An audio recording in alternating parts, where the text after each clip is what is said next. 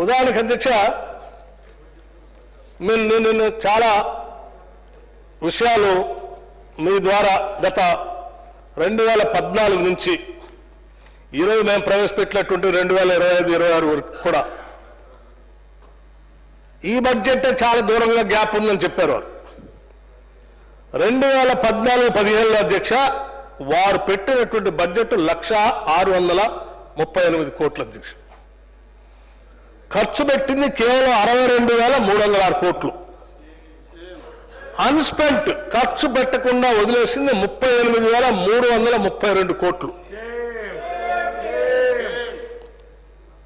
అంటే ఖర్చు పెట్టకుండా బడ్జెట్లో 38.09% బడ్జెట్లో నిధులు ఖర్చు పెట్టలేదు అధ్యక్ష. అంటే 1,638 కోట్లలో మీరు 38,332 కోట్లు ఖర్చు పెట్టకపోతే ఈ 38,332 కోట్లు ఎవరు కేటాయించారు?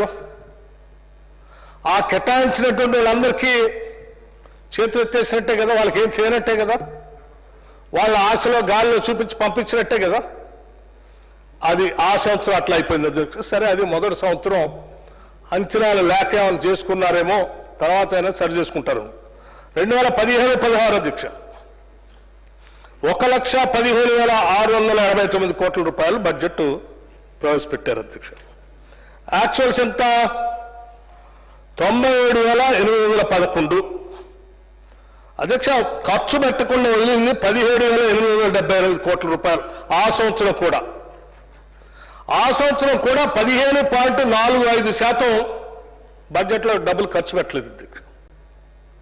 2016-17 అధ్యక్ష ఆ సంవత్సరం కూడా 6.66% ఖర్చు పెట్టుకునే 8,640 కోట్లు వదిలేశారు అధ్యక్ష. 2017-18 అధ్యక్ష 19.67% అంటే 29,435 కోట్లు బడ్జెట్లో డబ్బులు ఖర్చు పెట్టలేదు కేటాయించిన వాటికి.